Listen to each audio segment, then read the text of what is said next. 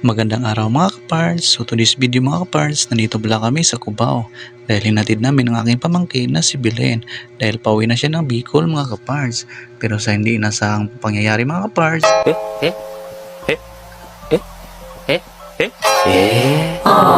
nagulat talaga ako doon mga kapards. Akala siguro nila artista ako. Uwian na pala ito mga kapards, kaya maraming tao dito mga kapards na naglalakad. Ito na yung sitwasyon sa EDSA Cubao mga kapards. Di pa masyadong traffic mga kapards. Kung tatingnan nyo sa kaliwa mga kapards, medyo gatuprom mo yun sila. What? Oh no! Sabi ko sa pamangkin ko dyan mga kapards, sabi ko, ikaw lang muna magpila dyan. Baka magkagulo na naman yan sila sa akin.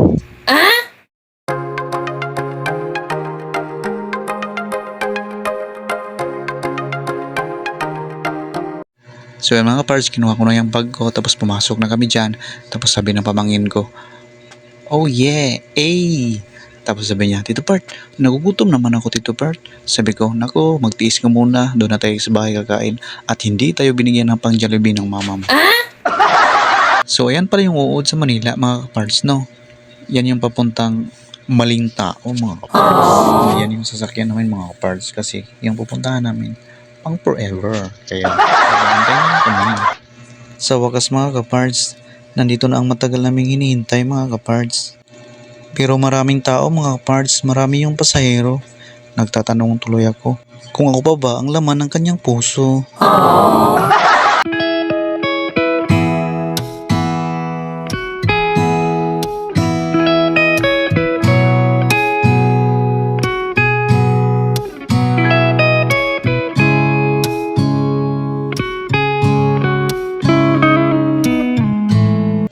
Pagkababa namin ng train mga kapards, nagunahan yung mga tao.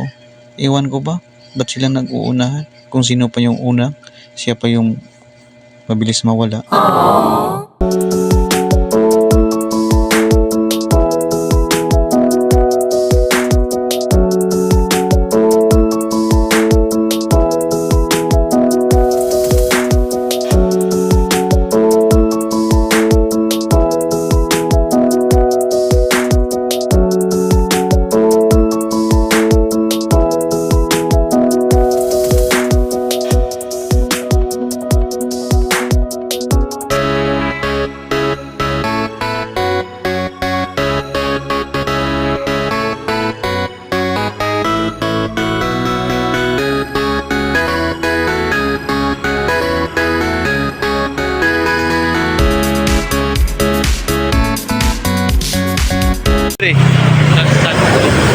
Kantor.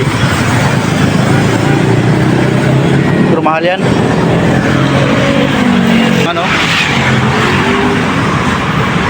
Yun nga sa Tungko. 8.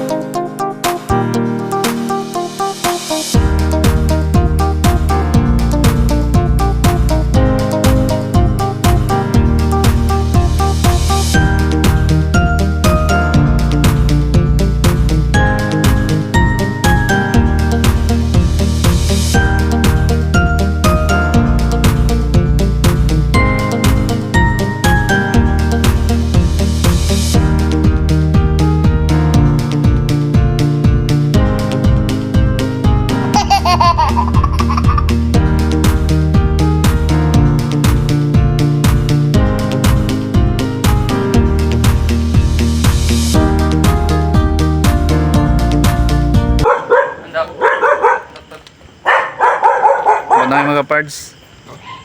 Sa mahababang biyahe. We are here. We are here mga kapards. Yeah, bye bye mga kapards. Uy.